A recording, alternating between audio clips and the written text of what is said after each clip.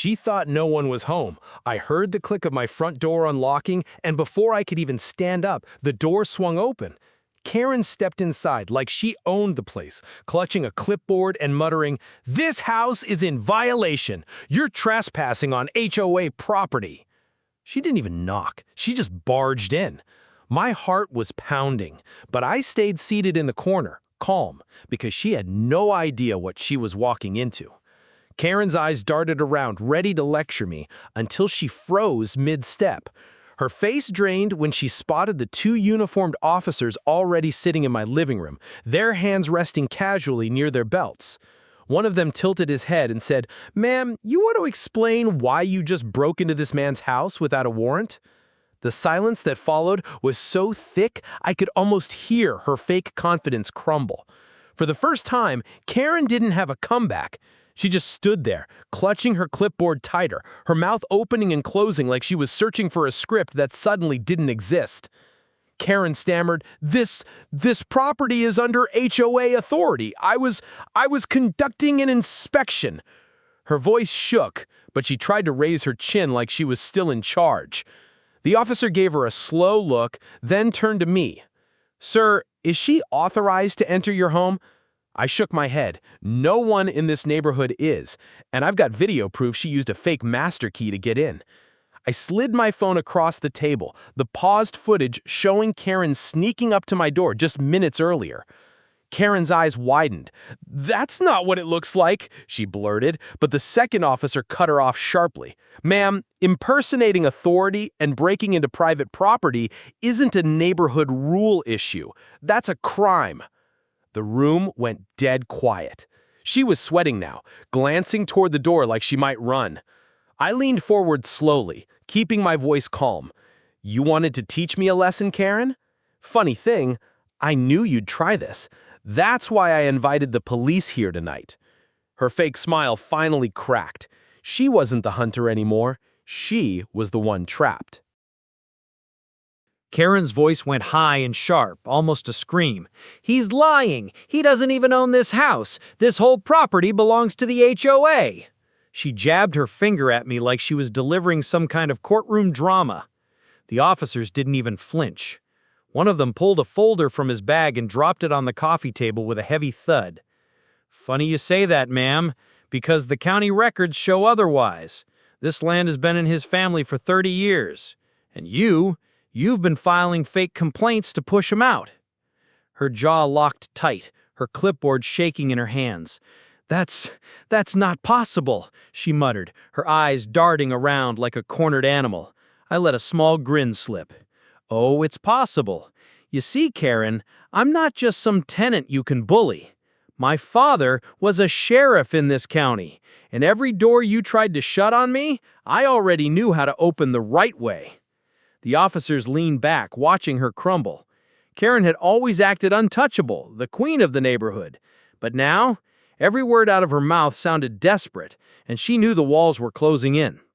Karen's mask finally slipped. She dropped her clipboard on the floor with a loud smack and pointed at me, her voice breaking. "This is a setup. He tricked me. You don't understand. Everyone in this neighborhood wants him gone." The officers exchanged a look, unimpressed. One leaned forward. "Even if that were true, ma'am, it doesn't give you the right to break into his home. You've crossed a line." I stood slowly, letting the weight of the moment stretch.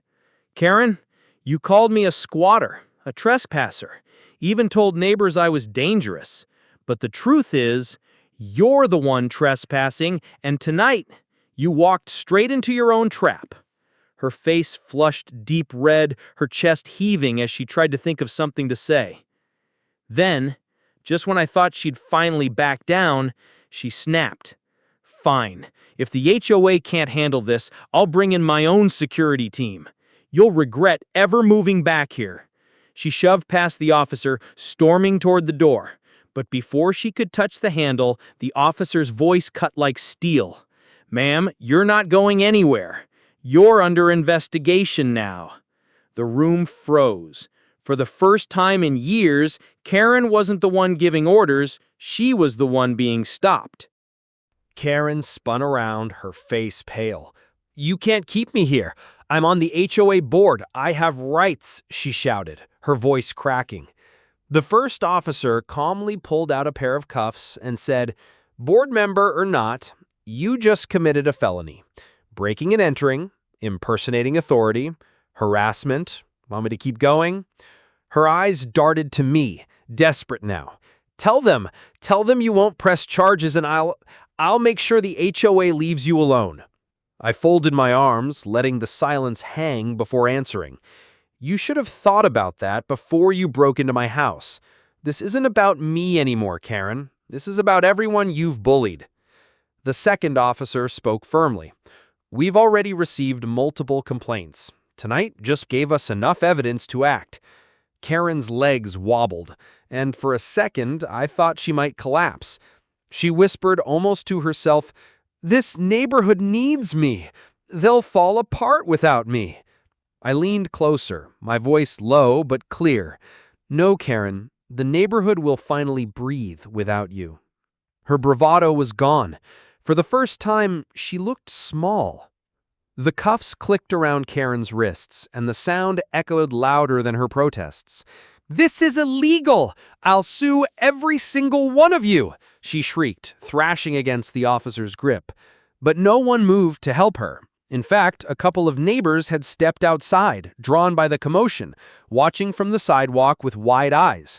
For once, Karen didn't have an audience that feared her. She had witnesses who were finally seeing the truth. One of the officers opened the front door and guided her out. The neighbors gasped, whispering, some even filming on their phones. Karen's face twisted as she realized the cameras weren't hers to control. "Stop recording! This is a misunderstanding!" she screamed, but her words only made the moment more viral. I followed them out, standing on my porch. "Funny thing, Karen," I said, loud enough for the crowd to hear. "You spent years trying to lock me out of my own home. Tonight, you couldn't even keep yourself out of handcuffs." A murmur of approval rippled through the neighbors. Some even smiled. Her reign was cracking, and she knew it. Karen struggled against the cuffs, her voice hoarse now. "You people need me! Without me, this place will fall apart!" But the neighbors didn't look convinced. One elderly man spoke up from the crowd, his voice steady. "No, Karen, you've made our lives miserable long enough." A younger mom chimed in, holding her child close. "We were all too scared to speak before, but not anymore." Karen's eyes darted from face to face, searching for even one ally. But every pair of eyes looked back with quiet relief that she was finally being taken away. The officers led her toward the patrol car, her heels scraping the pavement as she resisted every step. I took a deep breath, the night air suddenly feeling lighter. For years, Karen had been the self-appointed queen of the neighborhood, hiding behind fake rules and fear tactics. But tonight, her mask had been ripped off in front of everyone. Just as the officers opened the car door, Karen tried one last trick. "This isn't over! I'll get lawyers! I'll shut this whole street down!" But this time, no one trembled. The officer simply pushed her gently into the back seat and shut the door, her shouts muffled behind the glass. The neighbors didn't cheer. They didn't need to. The silence was louder than anything. The patrol car rolled away, Karen's muffled shouts fading into the night. And for the first time in years, the street felt calm. Neighbors who had once kept their curtains shut now stepped closer, shaking my hand, some even clapping me on the back. "We didn't know how to fight her," one man admitted, "but you showed us she wasn't untouchable." I nodded, though part of me was still reeling from how far Karen had gone just to try to push me out. Inside, the officers handed me a card. "If she or anyone from that HOA tries this again, call us directly. She'll be facing charges that stick." Their tone carried finality, and I knew they meant it. I closed my door that night with a strange mix of exhaustion and relief.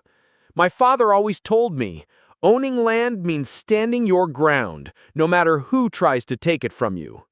Karen thought she could unlock my door and own my life with a clipboard and fake power. But the truth caught up with her the moment real authority was waiting inside. Looking out the window at the quiet street, I whispered to myself, I didn't fight for this country to be told I can't live in my own home. And this time, I knew the whole neighborhood understood exactly what that meant.